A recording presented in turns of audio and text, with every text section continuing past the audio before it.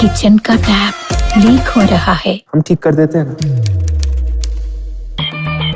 80 के दशक में बड़ी आम सी होती थी जिंदगी, पर उस आम का रस पीना सिखाया इस सज्जन इंसान ने।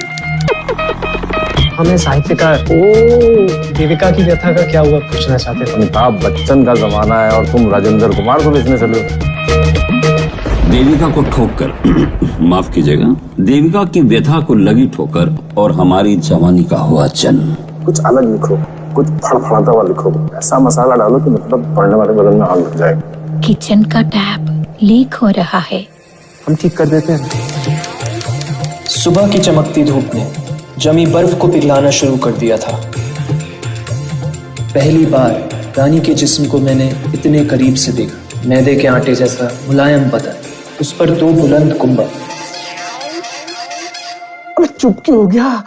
एक्स्ट्रा क्लासेस शुरू करना। क्या हो गया फिर टीचर के घर पे? हाँ? सबका बॉडी टेम्परेचर सेम होता है। Why don't you actually touch and feel it? कभी हमें भी बुलाइए अपने अच्छे घर, हम आपको दाल भात खिलाएंगे। पानी में है आग लगी, पर्वत से भी धुआं उठे, लगे बुझाने जो मिलके अब उसी आग में दोनों जले। मसाले की फैक्ट्री लगा देगी राज्य। मतलब आप इसे छापेंगे? अरे ये मसाला छपेगा और नोट भी छापेगा। मस्तराम वो दवा थी जो नौजवानों में प्यार और बूढ़ों में जवानी की आग जलाती थी। मस्त नाम ना होता तो जिंदगी में नमक ना होता। चला चला रे, एक बार लड़की देख तो ले भांजे। पर हमारी रंगीन राहों में आया एक नया ट्विस्ट। पापा कह रहे थे कि आप भी लिखते हैं। क्या लिख रहे हैं आजकल? देविका की व्यथा। सुनने में नारी उत्थान और सशक्तिकरण की कहानी लगती है। जी।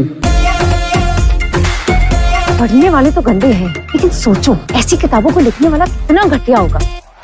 लोगों की जांघों में जान डालने, बड़े बुजुर्गों को नॉस्टैल्जिया फील कराने और नई पीढ़ी को नया पाठ पढ़ाने फिर से आ रहा है मस्तराम। देखा क्या हम, और अभी हम क्या लिख रहे हैं? मस्त राम। नहीं, क्या लिख रहे हैं हम? मस्त राम। नहीं, हम लिख क्या रहे हैं?